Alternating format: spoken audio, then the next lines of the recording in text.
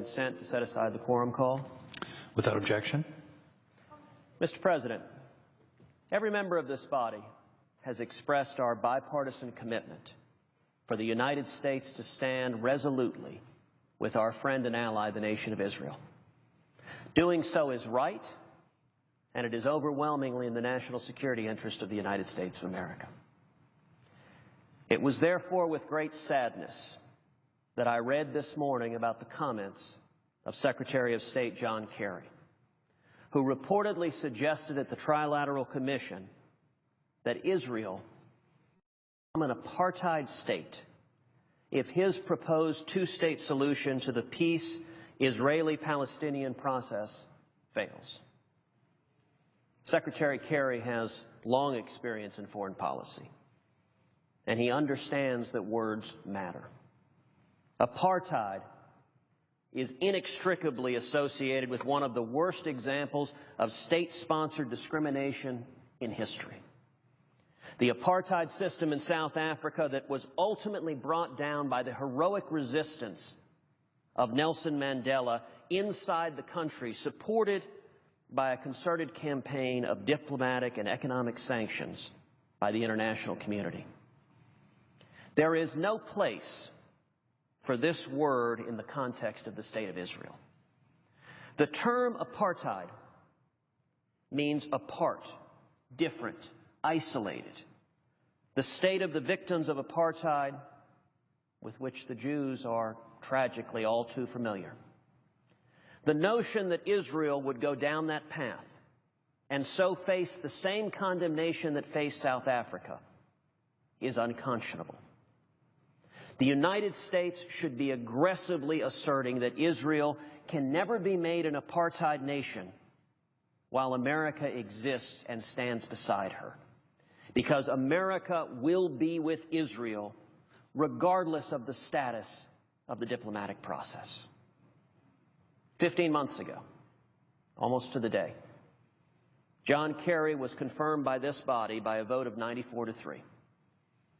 Despite my preference for giving the President the cabinet members of his choice, I found that I could not join the vast majority of my colleagues and support his nomination, because I was convinced that as Secretary of State, John Kerry would place what he considered to be issues of the international community above the national security interest of the United States. I fear that with these most recent ill-chosen remarks, Secretary Kerry has proven these concerns well-founded.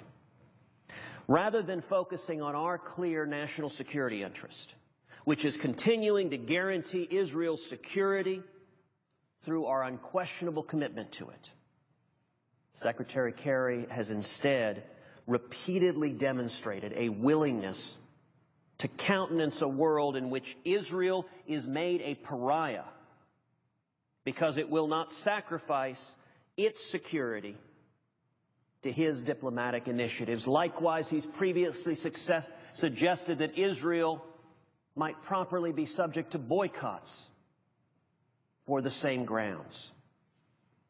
It is no wonder that Israel's defense minister remarked in January that, quote, "The only thing that can save us from John Kerry, can save us, is for John Kerry to win a Nobel Peace Prize and leave us in peace."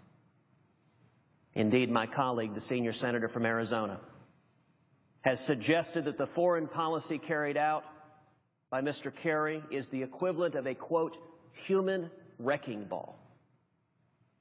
Mr. President, the fact that Secretary Kerry sees nothing wrong with making a statement comparing Israel's policy to the abhorrent apartheid policies of South Africa, and doing so on the eve of Holocaust Remembrance Day, demonstrates a shocking lack of sensitivity to the incendiary and damaging nature of his rhetoric.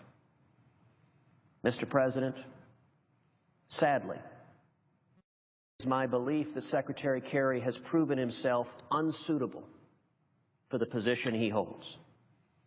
And therefore, before any further harm is done to our national security interests and to our critical alliance with the nation of Israel, that John Kerry should offer President Obama his resignation, and the President should accept it.